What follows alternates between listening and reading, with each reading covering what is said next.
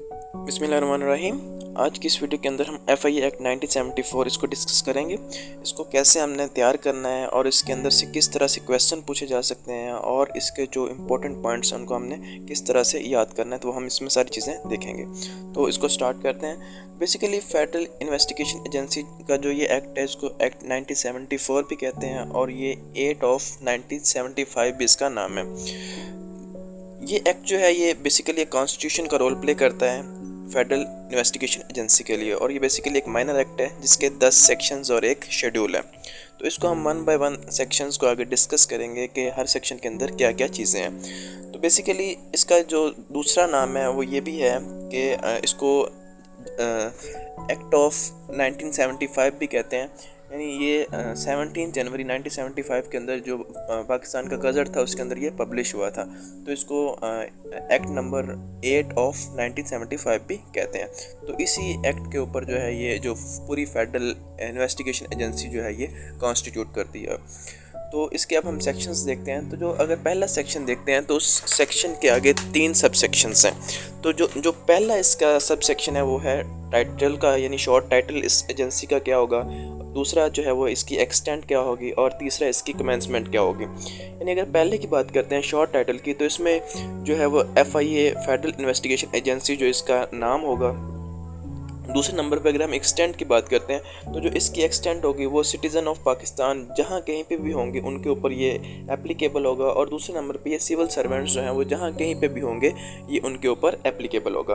तीसरे नंबर पे इसकी अगर हम कमेंसमेंट की बात करें तो ये एट वंस, यानी कि ये फ़ौरन जो था ये सारे का सारा जो था ये एप्लीकेबल हो गया था। तो ये इसकी 3 चीज़ें आपने पहले सेक्शन की याद रखनी है कि इसके पहले सेक्शन के 3 आगे सब सेक्शंस हैं, यानी शॉर्ट टाइटल, एक्सटेंट और कमेंसमेंट। अगर हम दूसरे सेक्शन की बात करते हैं तो ये सेक्शन जो है ये कॉन्स्टिट्यूट करता है डेफिनेशंस के ऊपर। तो इस सेक्शन के आगे मज़ीद 8 सब सेक्शंस हैं, जिसमें पहला सब सेक्शन अगर देखें तो वो एजेंसी है जिसका मतलब होता है फेडरल इन्वेस्टिगेशन एजेंसी, और जो दूसरा है वो है कोर्ट जिसका मतलब होता है कोड ऑफ क्रिमिनल प्रोसीजर, यानी 1898 एक्ट के तहत जो भी होंगे। अच्छा, उसके बाद है डायरेक्टर जनरल्स, तो इसका मतलब होता है डायरेक्टर जनरल ऑफ एजेंसी, और उसके बाद प्रोविंशियल पुलिस, इसका मतलब होता है जो सूबाई पुलिस।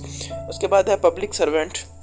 पब्लिक सर्वेंट के अंदर जो सिविल सर्वेंट होंगे, जो PPC यानी पाकिस्तान पिनल कोड 1861 के तहत यानी सेक्शन 21 के तहत जो डेफिनेशन है वो सेम डेफिनेशन यहाँ के ऊपर भी एप्लीकेबल होगी, कि जो है वो पाकिस्तान पिनल कोड ने जिस डेफिनेशन के थ्रू कहा गया कि पब्लिक सर्वेंट ये होगा तो वही डेफिनेशन यहाँ पे भी एप्लीकेबल होगी। उसके बाद स्पेशल पुलिस, तो स्पेशल पुलिस बेसिकली जो है ये पर्सन ऑफ स्पेशल, जो स्पेशल पुलिस के पर्सन होंगे जो कि कॉन्स्टिट्यूट हुई थी 1948 के अंदर, जो बाद में FIA बन गई थी, तो ये वो होंगे। तो स्पेसिफाइड पर्सन, तो जो प्रोविंशियल पुलिस होगी जो कि 1962 के अंदर ज़ियाउल हक ने बनाई, अयूब खान ने बनाई थी, तो ये उसके पर्सन जो होंगे वो स्पेसिफाइड पर्सन होंगे। रूल्स मेन होंगे कि जितने भी rules made under this act होंगे वो सारे इसके अंदर रूल्स आएंगे। तो हमने यहाँ पे देखा कि जो सेक्शन 2 है ये डेफिनेशंस के ऊपर मुनहसर है और इसके अंदर 8 डेफिनेशंस हैं। अगर हम देखें तो जो पहली 4 हैं वो एजेंसी, कोर्ट और DG FIA और प्रोविंशियल पुलिस थी, और अगली 4 जो हैं वो civil servant, special person, specific person और रूल्स के रिलेटेड है। तो ये इसके 8 सबसेक्शन बनते हैं जिनको आपने एज इट इज़ याद करना है। उसके बाद है कॉन्स्टिट्यूशन ऑफ एजेंसी, यानी ये सेक्शन 3 है। इसके अंदर बेसिकली 2 सब सेक्शंस हैं। एक है कि जो ये एजेंसी है ये कॉन्स्टिट्यूट इसलिए की गई है कि कोई भी कॉन्स्पिरेसी या अबेटमेंट होगी तो जो इसको ख़त्म करने के लिए इस एजेंसी को जो है वो फॉर्म किया गया है। और दूसरे नंबर पे जो इस एजेंसी को अगर कॉन्स्टिट्यूट किया गया तो फिर अब इसके आगे कॉन्स्टिट्यूशन के बाद इसकी रिक्रूटमेंट होगी। तो रिक्रूटमेंट के लिए जो डायरेक्टर जनरल और उसके जो भी मेंबर्स होंगे उनको फिर रिक्रूट करने का जो भी प्रोसीजर है वो इसमें होगा कि उनको कैसे रिक्रूट करना है और वट एवर जो भी प्रोसीजर होगा। तो इसके अंदर 2 चीज़ें हैं बेसिकली, कॉन्स्टिट्यूशन ऑफ एजेंसी यानी सेक्शन 3 जो है इसके आगे सब सेक्शन 2 है, जिसके अंदर आप लोगों ने याद रखना है कि जो ये कॉन्स्टिट्यूशन जो भी एजेंसी है वो कॉन्स्टिट्यूट हो रही है अंडर द सेक्शन ऑफ 3। ठीक है, और उसके अंदर जो भी इसके मेंबर्स और डीजी वगैरह उसकी रिक्रूटमेंट का तरीका है। उसके बाद सेक्शन 4 आई है superintendence and administration of the agency. तो इसके अंदर दो आगे मजीद इसके भी सब सेक्शन है, जिसके अंदर अगर सुपरिटेंडेंस की बात करें तो इस एजेंसी की सुपरिटेंडेंस जो है वो फेडरल गवर्नमेंट करेगी, और जो इसकी एडमिनिस्ट्रेशन होगी वो इसका DGFIA जो है वो उसके अंडर होगी। तो इसके अंदर दो आपने इसके सब सेक्शन याद रखने हैं कि इसकी सुपरिटेंडेंस जो है वो फेडरल गवर्नमेंट करेगी, और जो इसकी एडमिनिस्ट्रेशन है, ठीक है, जो इसके इंटरनल मामला है सारे वो सारे इसका जो डायरेक्टर जनरल होगा, जो इसका हेड होगा, वो करेगा। तो मेरा ख्याल है कि आपको पहले 4 सेक्शन जो हैं वो बिल्कुल क्लियर हो गए होंगे। आगे हम फर्दर जो इसका नेक्स्ट सेक्शन है, जो 5 सेक्शन है, जो बड़ा इंपॉर्टेंट सेक्शन है, जो कि पावर्स के रिलेटेड है, जिसमें से मोस्टली MCQs पूछे जाते हैं, उसको हम डिस्कस करते हैं। तो जो सेक्शन 5 है ये है powers of the member of the agency. इसके आगे मज़ीद 6 सेक्शंस हैं, जिसमें अगर हम देखें तो पहला जो इसका है सेक्शन वो रिलेटेड है कि जो भी सर्च, अरेस्ट या सीजर ऑफ द प्रॉपर्टी होगी, यानी किसी भी कोई भी मेंबर जो है वो क्या कर सकता है, इन्वेस्टिगेशन के दौरान जो है वो प्रॉपर्टी को, किसी की प्रॉपर्टी को, किसी भी बंदे को अरेस्ट कर सकता है, उसको सर्च आउट कर सकता है, उसकी प्रॉपर्टी को सीज कर सकता है। तो ये इसके रिलेटेड है। और जो दूसरा है इसका कि कोई भी जो SI जो है, सब इंस्पेक्टर रैंक का बंदा है, उससे जो है वो ऑफिस इंचार्ज होगा, यानी वो पुलिस स्टेशन का जो इंचार्ज है वो बन सकता है। उससे नीचे वाला कोई भी रैंक का बंदा जो है वो जो है वो ये ऑफिस इंचार्ज जो है वो नहीं बन सकता। उसके बाद अगर हम आगे देखते हैं नेक्स्ट में, तो ये दो पहली जो है ये इम्पोर्टेंट है, आगे भी इम्पोर्टेंट है, लेकिन इसमें से वो पूछ सकता है कि जो प्रॉपर्टीज़ को सील करना या अरेस्ट करना या सर्च आउट करना, तो वो पावर्स जो हैं वो किस सेक्शन के अंदर जो है वो डील होती हैं। तो ये आपने बताना है कि वो जो है वो एजेंसी का जो सेक्शन 5 है उसकी सब सेक्शन 1 जो है उसके अंदर जो है ये डील होती हैं। उसके बाद अगर वो पूछता है कि कोई भी जो पुलिस स्टेशन का हेड होगा या एरिया के अंदर कोई भी अगर पुलिस स्टेशन है वहाँ के अंदर अगर FIA का जो है सब इंस्पेक्टर जाता है तो उसकी क्या वैल्यू होगी, तो वहाँ पे एज ए जो फैसिलिटीज़ वो उस आम पुलिस के ऑफिस का जो इंचार्ज होगा वो प्रिवेल कर रहा होगा, वही ये FIA का बंदा भी प्रिवेल करेगा। उसके बाद नेक्स्ट है कि जो सेक्शन 3 है कि अगर कोई भी FIA का जो DG है वो अगर किसी भी पर्सन को ऑथोराइज्ड कर दे, अपनी पावर जो हम उनको डेलीगेट कर दे, तो वो DG FIA के बिहाफ के ऊपर विदाउट वारंट के, अरेस्ट वारंट के भी किसी भी पर्सन को अरेस्ट किया जा सकता है। तो ये भी आपने याद रखना है कि जब तक DG FIA जो है वो ऑथोराइज नहीं करेगा उस वक्त तक कोई भी पर्सन जो है वो विदाउट वारंट जो है उसको अरेस्ट नहीं किया जा सकता। नेक्स्ट जो है इसमें जो बात की गई है, उसके बाद अगले सेक्शन के अंदर जो चीज़ है कि अगर कोई भी स्पेसिफिक जगह के ऊपर कोई अगर पुलिस स्टेशन जो है उसको बनाया जाता है, तो एजेंसी के किसी भी मेंबर को वहाँ का जो इंचार्ज है वो डिक्लेयर किया जा सकता है। ये भी DG जो है वो इसको ऑथोराइज कर सकता है, किसी भी मेंबर को वो उस जगह का इंचार्ज बना सकता है। तो ये आपने याद रखना है। उसके बाद नेक्स्ट जो है हमारे पास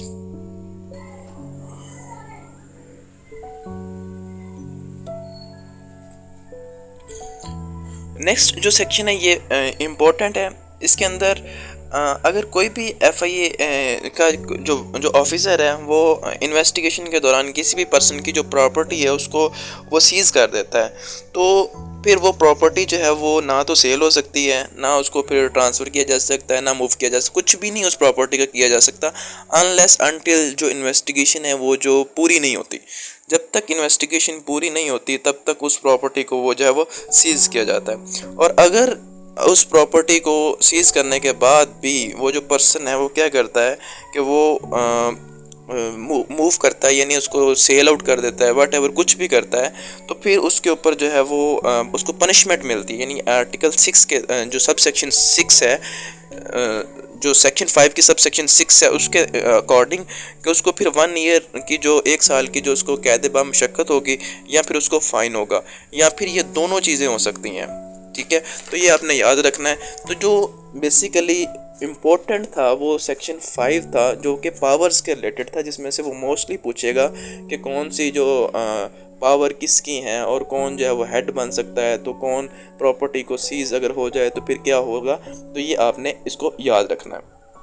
उसके बाद 5A जो है, यानी कि 5 का जो आगे वर्जन है, ये है कि जो प्रोसिक्यूटर्स होंगे, जो जिस तरह कोई भी अगर FIA का मुकदमा होता है तो उसको जाके कोर्ट के अंदर कौन जाके उसको डील करेगा, कौन जज के सामने जाके उसको पेश करेगा। तो बेसिकली DD लॉ जो होता है या AD लॉ जो होता है, ये FIA के जो ऑफिसर्स होते हैं ये एज ए पब्लिक प्रोसिक्यूटर का रोल प्ले करेंगे FIA की तरफ से।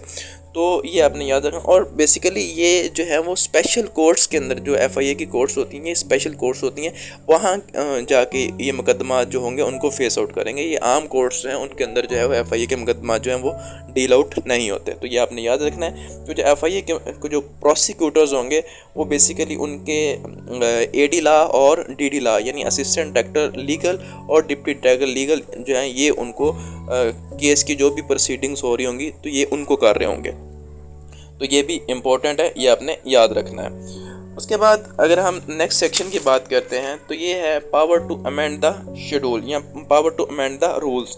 तो ये बेसिकली जो है जो फेडरल गवर्नमेंट है वो इस पावर को रखती है कि वो जो भी रूल्स हैं उनको अमेंड कर सकती है या नए रूल्स हैं उनको कर सकती है। उसके बाद नेक्स्ट सेक्शन है वो है डेलीगेशन ऑफ पावर्स।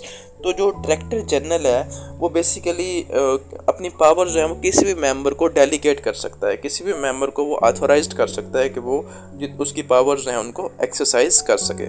तो ये आपने याद रखना है कि जो सेक्शन 6 और सेक्शन 7 है, इनके आगे सब सेक्शन एक सब सेक्शंस हैं। ये भी आपने याद रखना है कि वो पूछ सकता है कि इनके आगे सब सेक्शन कितने हैं। उसके बाद सेक्शन 8 है। ये सेक्शन जो है ये एंडिमिनिटी के रिलेटेड है। इसका मतलब ये होता है कि इसके अगर हम सब सेक्शंस को देखते हैं तो इसकी भी एक ही है।